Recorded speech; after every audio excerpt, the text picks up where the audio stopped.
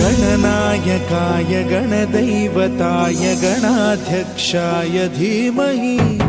गुणशरीराय गुणमण्डिताय गुणेशानाय धीमहि गुणातीताय गुणाधीशाय गुणप्रविष्टाय धीमहि एकदन्ताय वक्रतुण्डाय गौरीतनयाय धीमहि गजेशानाय भालचन्द्राय श्रीगणेशाय धीमहि एकदन्ताय वक्रतुण्डाय गौरीतनयाय धीमहि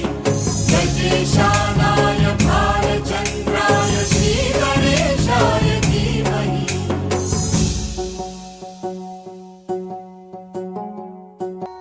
गानचतुराय गानप्राणाय गानान्तरात्मने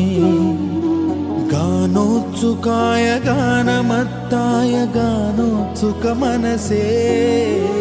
गुरुपूजिताय गुरुदैवताय गुरुकुलस्थायिने गुरुविक्रमाय गुह्यप्रवराय गुरवे गुणगुरवे गुरुदैत्यकलक्षेत्रे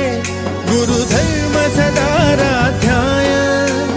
गुरुपुत्र परित्रात्रे गुरुपाखण्डखण्डकाय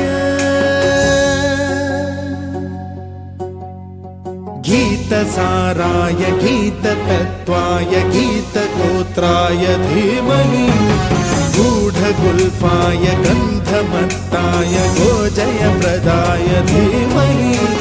गुणातीताय गुणाधीशाय गुणप्रविष्टाय धीमहि एकदन्ताय वक्रतुण्डाय गौरीतनयाय धीमहि गजेशानाय भालचन्द्राय श्रीगणेशाय धीमहि एकदन्ताय वक्रतुण्डाय गौरीतनयाय धीमहि गजेशानाय भालचन्द्राय श्रीगणेशाय धीमहि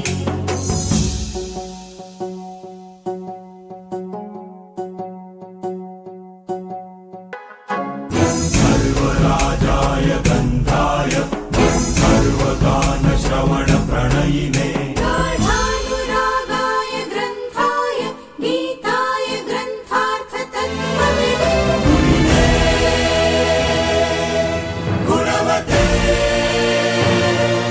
गणपतये ग्रन्थगीताय ग्रन्थगेयाय ग्रन्थान्तरात्मने गीतलीनाय गीताश्रयाय गीतवाद्यपटवे गेयचरिताय गायकवराय गन्धर्वप्रियकृते गायकाधीनविग्रहाय गङ्गाजलप्रणयवते गौरीस्तनन्दनाय गौरीहृदयनन्दनाय गौरभानुसुताय गौरीगणेश्वराय गौरीप्रणयाय गौरीप्रवणाय गौरभावाय धीमहि गोसहस्राय गोवर्धनाय गोपगोपाय धीमहि गुणातीताय गुणाधीशाय गुणप्रविष्टाय धीमहि एकदन्ताय वक्रतुण्डाय गौरीतनयाय धीमहि गजेशानाय भालचन्द्राय श्रीगणेशाय धीमहि एकदन्ताय वक्रतुण्डाय गौरीतनयाय धीमहि